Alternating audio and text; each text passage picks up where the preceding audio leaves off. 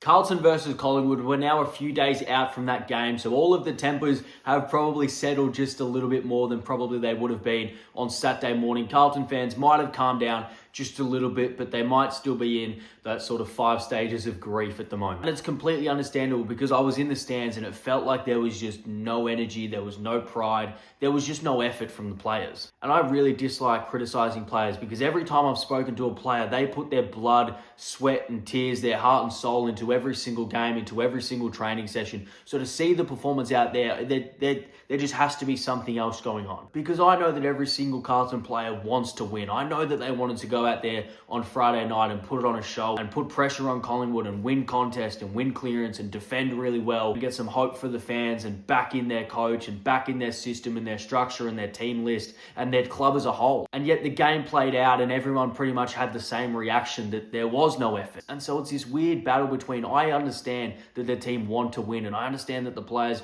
would put everything into it to win, but then they come out and it looks like they don't. And I just don't understand the disconnect between those two things. Listen, I could sit here and break down every single minute of the entire game. And to be fair, I have notes on pretty much every single minute of the entire game. But realistically, the third quarter was the straw that broke the camel's back. It was the quarter that put everything into perspective for a Carlton fan. And it felt like the quarter where the Carlton team resigned to the fact that they weren't playing finals and they also weren't going to win this game. And it felt like they had almost just given up, which is a huge claim for me to make, but I don't know what else to say. I don't know how to put into words what it felt like being at the game. And I'm not even a Carlton fan. I'm pretty much the exact opposite. And really quickly, before we go to the big screen and the breakdown of the third quarter, minute by minute, play by play, I just want to touch on that this video is not going to be about the structure or the game plan or the inside 50 kicks. If you want to look at those sort of videos, there's already a few about Carlton where I go through their structure and their system and how I don't think it's fit for the modern style of football. Because we could hag on about Carlton's system and their structure over and over and over every single week after week after week.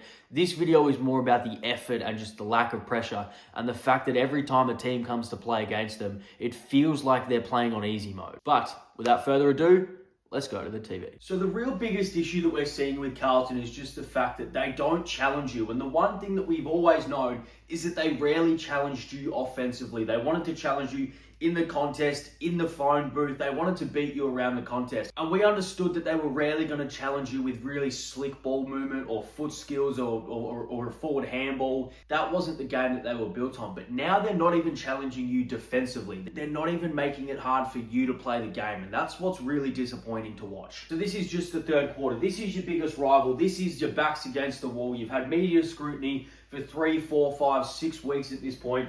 All of the fans are calling for your coach's head. They're starting to call for some of your best players, some of your club legends to be traded. This is where you need to stand up. These are the games that you just win for pride. And even if you don't win, you've got to put in an effort. And if you don't put in an effort, it looks really bad. Straight out of this halftime break, you shouldn't be tired at this point. You should be fit. You should be firing. You should be ready to attack any contest that comes your way. So bang, this is good Carlton. Paddy Cripps, put your body on the line. Get a clearance going your way. Kick to a contest. Great job, Carlton. But you go in like this, and we understand this ball is not the ideal ball coming inside forward 50. But Tom De Koning, you are commanding $1.something million a year from St Kilda. You cannot get beaten like this, where it is just so easy. You are a ruckman. Darcy Moore is a defender. You are a ruckman. You are so used to wrestling and fighting and scraggling for position. You cannot get outpointed like this so easily. And it's not just in the air. He then runs away from you. So look at that separation that he's created just like that. And you are just jogging at this point. You're letting him run away from you. And Darcy Moore messes up the kick. And then as soon as this ball comes in, the very next play, look at this. Again, this is not an ideal ball to be coming inside forward 50. And I have been one of the biggest critics of Carlton's inside 50 game. The one thing that this sort of kick does give you is it gives all of your forwards a chance to get to the contest. So in this situation, when the ball goes this high and you have so much time to get to the contest, you should not be outmarked, especially if your name is Tom De Koning and you're commanding $1.7 million a year. Because again, you just get stepped so easily and you just have no effort. You just have no effort in that situation right there. Darcy Moore has created 6 meters of separation in about half a second and you have had no effort. We are 30 seconds into the third quarter. You've just had a halftime break and now you are out there not putting in effort. And this is all in the first 30 seconds of the half. So let's just look at all of the Collingwood players here. Let's look at the matchups right now. So Pat Lipinski in the middle of the ground. Carlton have their defensive setup where they have a 3-on-1 over the back here. Nick Dacos is right here. Cripps, Williams, these are your men. You cannot let these guys create this much separation from you that quickly. Williams, you are right next to Nick Dacos right now. He's the best player in the league. He's the most dangerous player in the league. Cripper, this is your man right now. You have to be on someone. Cherry, you are 5 metres behind Ned Long right now. This ball comes into this situation right here. And look at how quickly Collingwood creates separation. Bang. Nick Dacos has created separation on Zach Williams. He's run past him. The next one, Paddy Lipinski. No one is even close to him. Lipinski's run past 3 Carlton players to get out the back here. It's forced your half-back to come up and defend him. And we're going to see the issue that creates right now. Again, Ned Long, he's run past 3 of your defenders already. And now this is a really good chase right here. But because you allowed the Collingwood players to run past you, and now your half-backs are having to come up and man midfielders that they shouldn't be manning on, now you get a really easy overlap right here with Sullivan over to Elliott right here, back to Sullivan. Now you've got Myercheck in the goal square by himself. Maybe we can say that he's really good gut running from Collingwood, and that's really good forward press, and that's really good running in waves and just a really good offensive threat that Collingwood are. And we know that Collingwood are like that. But also, all of those Collingwood players that we just mentioned just ran past 3 Carlton blokes. Again, we go straight to a contest right here. Cripps gets his body on the line right now. But look at the ability for Collingwood to create so much pressure around this football and then create a really easy turnover just by committing so many numbers.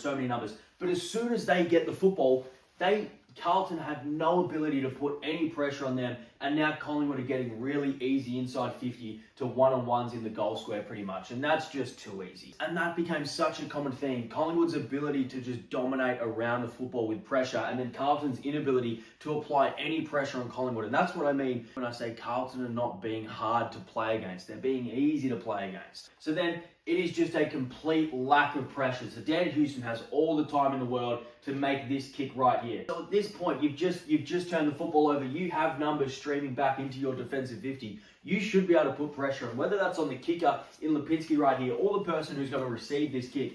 But instead, you have absolutely zero pressure. And Jamie Elliott, one of the most dangerous forwards in the league this season so far, is sitting by himself. This is the very next centre bounce right here. And again, we're going to see the exact same thing. So Collingwood's ability to put the pressure on to stop Hewitt from just getting a clean clearance pickup right there. And instead, as soon as Collingwood get this ball out, bang, zero pressure. Ned Long's going to run past 14 blokes. He could get the footy right here. Instead, it's a kick from Lipinski. It's straight into the arms of Jamie Elliott once again. Just look at the difference right here. So George Hewitt was going to pick that football up and get a nice handball clearance out of that stoppage.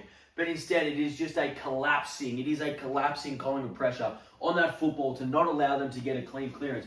But as soon as that ball spills out to them, look at how flat-footed the Carlton defenders are. Doherty has to know that a forward handball in this situation right now is the most dangerous option Collingwood can have. Because there are no outside runners for Collingwood around this contest, because Collingwood midfielders went so hard on that collapsing pressure. Not only the most dangerous option, but the easiest option for a Collingwood midfielder right here in this contest, if they win it, is to get a forward handball to Lipinski. So Doherty, you have to be on him. You have to be on his tail because you are covering the most dangerous option right now. And instead, you are just giving him meters and meters and meters of space. So as soon as Tom Mitchell gets this handball out, you are not going to catch him. And as soon as he gets that just touch of space right there, he's going to put it in the path of Jamie Elliott. And you are allowing McGovern to get burnt on the back end on that lead. And I'm happy to shout out how good Collingwood were. I just want you to watch this play.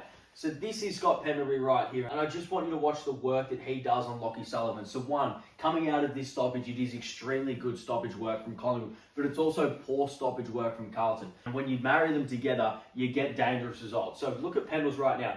All he's doing is sealing this space right here. But look at how well they work together to make sure that there is only one person running into that space with speed. So Dacos coming out the back of this stoppage, that's taking his man out of the dangerous space.